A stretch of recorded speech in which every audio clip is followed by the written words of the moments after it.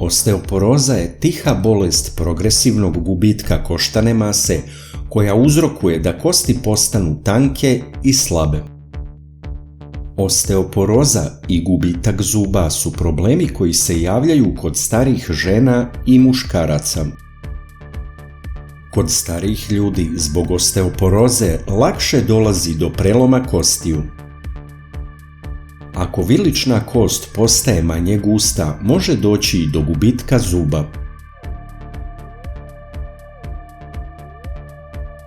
Žene koje imaju osteoporozu obično imaju manje zuba nego žene sa normalnom gustinom kostiju. Zato su unos dovoljne količine kalcijuma kao i vitamina D, koji pomaže pravilno usvajanje kalcijuma, od velike važnosti za kosti i zube. Nakon odgledanog videa ostavite nam komentar na ovu temu. Zanima nas i vaše mišljenje i iskustva.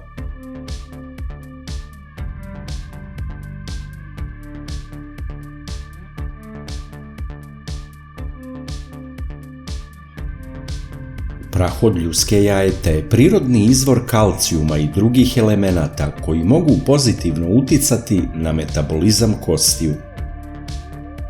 Eksperimentalne i kliničke studije sprovedene do danas su pokazale niz pozitivnih svojstava praha od ljuske jajeta, kao što su antirahitični efekti.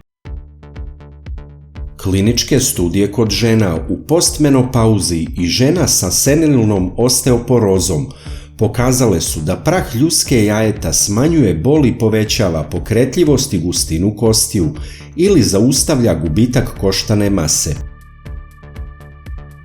Kliničke i eksperimentalne studije su pokazale da prah ljuske jajeta pozitivno utiče na kosti i hrskavicu i da je pogodan u prevenciji i lečenju osteoporoze.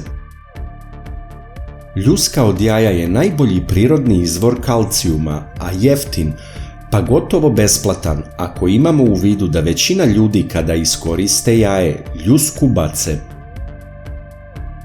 Veliki je značaj minerala kalcijuma za čovjekov organizam, a pre svega za kosti, jer omogućava stvaranje koštane mase i sprečava bolest osteoporozu.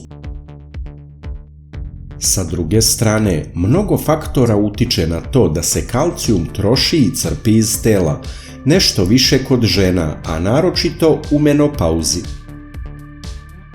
Ako ne uzimate redovno orašaste plodove, ne koristite mleko i mlečne proizvode ili alge u ishrani, možda i vi imate potrebu za dodatnim kalcijumom. Neko će odjuriti u apoteku po šumeće tablete kalcijuma, a neko više voli prirodne proizvode, pa će ga zainteresovati ovaj recept gdje stavljamo ljuske od jaja i limun. Ljuska jajeta je po svom sastavu vrlo slična ljudskim kostima i zubima.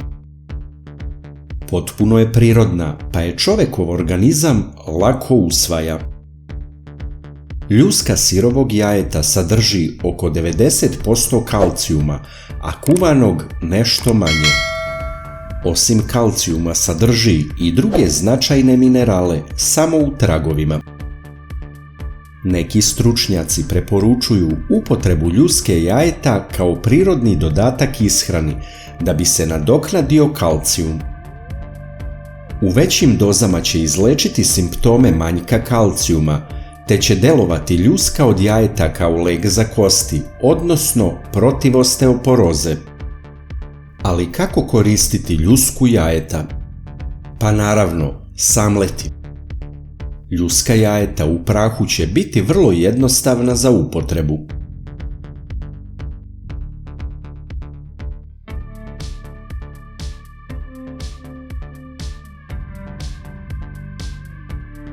Ljuske od jaja nemojte bacati, nego sačuvajte.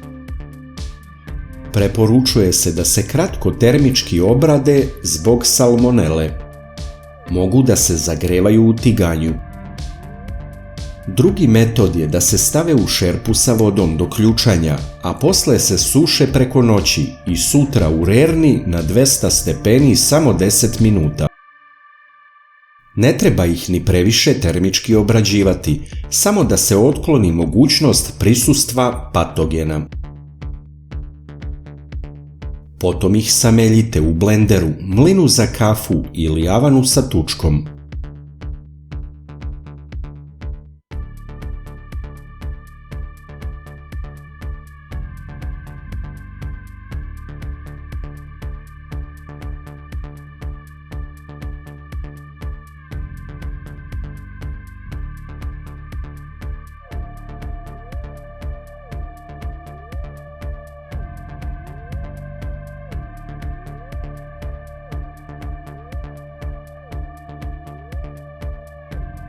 Treba da dobijemo prah.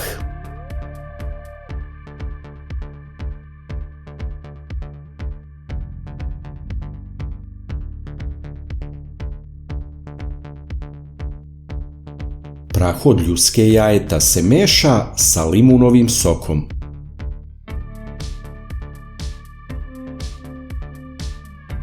I limun ima svoju ulogu, jer onda organizam bolje usvaja kalcijum. Može da se sipa prah od ljuske jaja u limunadu ili u čaj sa limunom i medom. A može da se pomeša samo prah ljuske od jaja i med i da se tako jede.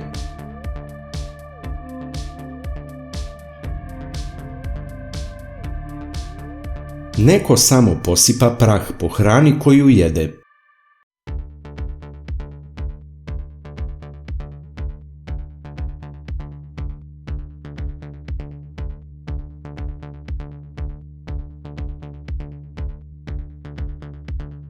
Što se tiče doziranja, dobijeni prah se uzima jednom dnevno i to preporučuje se ujutro na prazan stomak, bar 1 sat pre jela.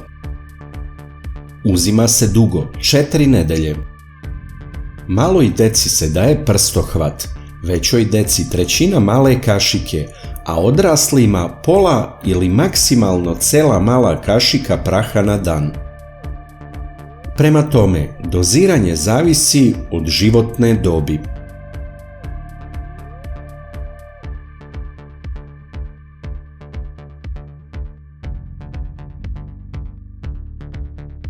Kada se pravilno primeni, prah od ljuske jaja se smatra prilično bezbednim za upotrebu.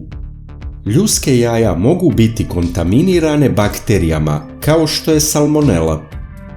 Da bi se izbegao taj rizik, najbolje je kratko prokuvati ljusku. Da bi ljuske jaja bile jestive, ne mogu se koristiti komadići, nego moraju da se samelju u prah. Neki stručnjaci obeshrabruju redovno uzimanje suplemenata kalcijuma, jer smatraju da može izazvati neke probleme, kao što je nastanak kamena u bubregu.